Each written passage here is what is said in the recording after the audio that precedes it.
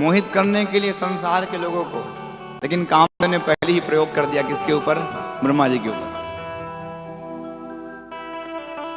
कामदेव सोचने लगा चलो भैया, जो मुझे शक्ति दिया गया है सामने वाले को मोहित करने को, एक बार इसका प्रयोग किसके ऊपर करके देखा जाए? पिताजी के ऊपर ही करके देखा जाए। और अपने बाणों का प्रहार किया महाराज। परिणाम स्वरूप जब अपनी पुत्री को ही प्रकट किया था ब्रह्मा जी ने संध्या को, जैसे ही काम को का बाण को ब्रह्मा जी के ऊपर काम ने छोड़ा, तो ब्रह्मा जी के मन में विकार उत्पन्न हो गया। किसके प्रति? अपने पुत्री के लिए। और पुत्री के लिए ही विकार उत्पन्न हुआ ना, पता है मन प्रदूषित हो जाता है महाराज, जैसे विकार आया। और विकार उत्पन्न होते ही महाराज ब्रह्मा जी का जो पुत्र है धर्म, उस धर्म ने महाराज अपने भाइयों की इस प्रकार की दशा को देख करके सारे के सारे उसके पुत्रों पर भी विकार उत्पन्न हो रहा है। तुरंत धर्म देवता ने महाराज भगवान शंकर को स्तुति किया कि देव देव महादेव धर्मपाल नमोस्तुते,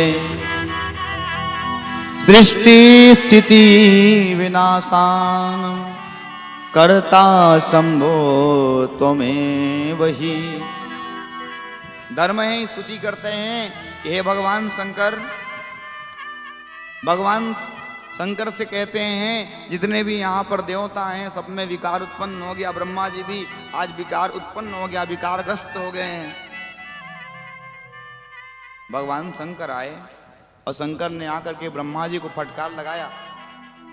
अपनी पुत्री पर भी गलत भावना रखने वाले कैसे हो आप? पता है ब्रह्मा जी ने जब भगवान शंकर की फटकार को सुना है तो ब्रह्मा जी को ईर्ष्या हो गया। किस पर? भगवान शंकर पर। और ईर्ष्या हो गया। ब्रह्मा जी कहते हैं मैं विकारग्रस्त हुआ, इसमें मेरा क्या दोष है? कामदेव ने इसको दुख किया है, लेकिन मुझे जबरदस्ती के आकर के भगवान शंकर ने फटकार लगाई है। अब मैं निश्चय ही भगवान शंकर को विकारग्रस्त करके मानूंगा, तब बदला होगा। यही चीज जीवन में सबसे खराब चीज है। कोई व्यक्ति हमको कुछ कह देता है ना, हम उसको बदले की भावना से महाराज हमारे जीवन में ईर्ष्या प्रकट हो जाता है, और फिर हमारा पूरा का पूरा चरित्र प्रदूषित हो जाएगा। जिस दिन हमारे हृदय में जलन की भावना उपज गया, समझ लो हमारा पूरा का पूरा जीवन खराब होने वाला है। एक कथा हमारे जीवन में इन्हीं चीजों को सिखाने के लिए हम कथा करते हैं कि जो गलती देवताओं ने किया वो हमारे जीवन में ना हो, परंतु हम तो केवल कथा समझ करके उसको भूल जाते हैं। ब्रह्मा जी विकारग्रस्त हुए, उल्टा कौन? भगवान शंकर भोले बाबा आकर के समझाए कि देखो भैया, अपनी पुत्री के लिए विकार की भाव रखना अच्छी बात है क्या? लेकिन उस पर ब्रह्मा जी क्या कह रहे हैं कि अब मैं भगवान शंकर को विकारग्रस्त करके मानूंगा।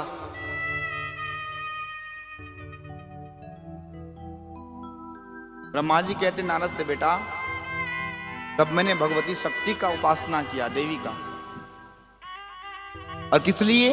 कि भगवान शंकर को मोहित करे।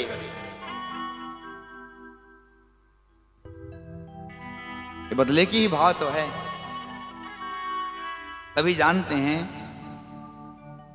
भगवती का आराधना किया, और आराधना किया है तो महाराज दक्ष की जो पत्नी है, आशिकनी नाम की पत्नी है, उसके गर्भ से सती को उत्पन्न करवाया है। दक्ष की पुत्री सती है, भगवान को पाने के लिए दुस्साह तप किया है।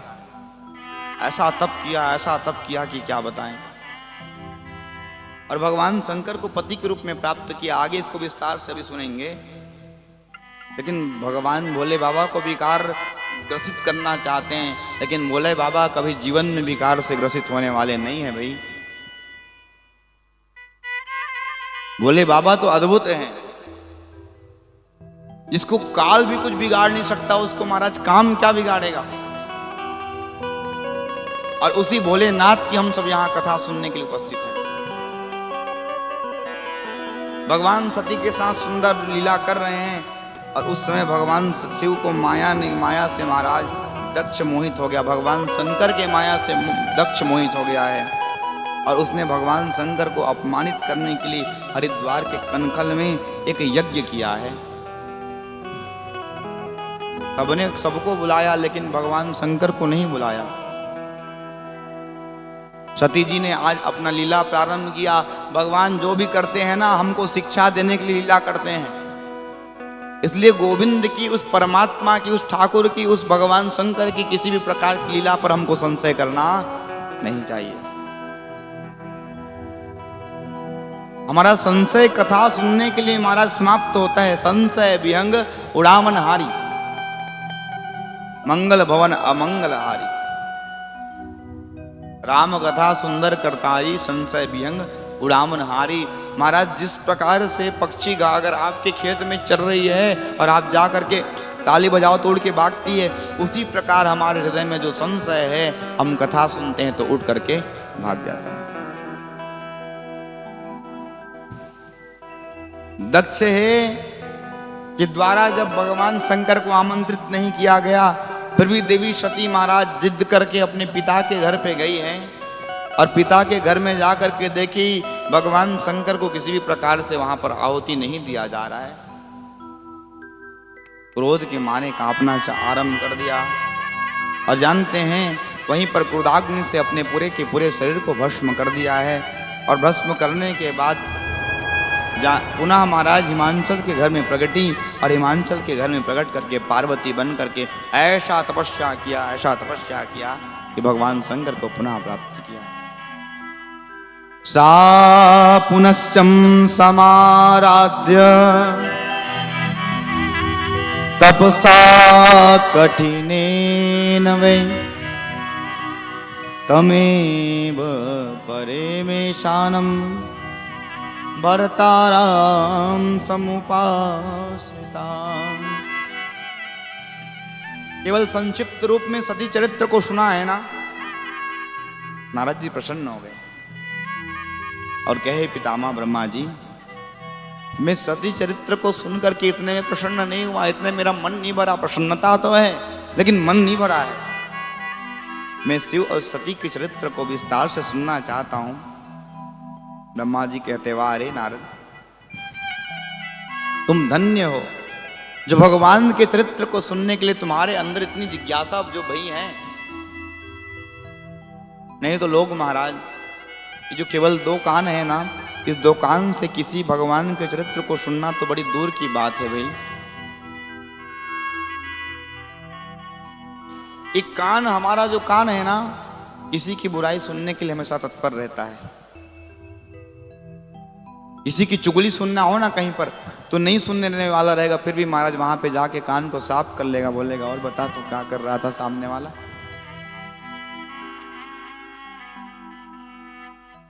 ये कान हमको क्यों मिला? कथा सुनने के लिए मिला है, भगवान के चरित्र को सुनने को मिला है। लेकिन इस कान को तो चुगली सुनना अच्छा लगता है, अपनी बड़ाई सुनना अच्छा लगता है। लेकिन आपको एक बात कह दूं मेरे प्यारे, जैसे हम किसी भी प्रकार की किसी व्यक्ति की बुराई, किसी की चुगली, किसी की चारी और अपना बड़ाई सुनेंगे ना, तो इसमें अपने ही घाटा है। इससे हमारे हृदय में विकार उत्पन्न हो जाएगा। इसलिए इस कान से ना हो सके तो ज्यादा से ज्यादा बुराई को पीने का प्रयास करिएगा। इससे हमारा जीवन और समर्थ आ जाएगा। एक बड़ा सुंदर किसी कवि ने कहा है कि निंदक न्यारे राखिए आंगन कुटी छवाए, बिन पानी साबुन बिना निर्मल करे सुहाए। आप दिन रात अपनी बुराई अगर आप किसी व्यक्ति से सुन रहे हैं ना, कभी कहता है निंदक के लिए तो अपने घर में और उसको रख के रखो, बोलो भैया और बैठो और निंदा करो हमारी। रोज रोज आपकी कान पर आपकी बुराई पता चलेगा ना, तो बिना और बिना बिना साबुन बिना पानी के आपके अंदर जो खराबी है, जो बुराई है, अपने आप छूट जाएगा। रोज रोज मुझे ऐसा कहता है ये।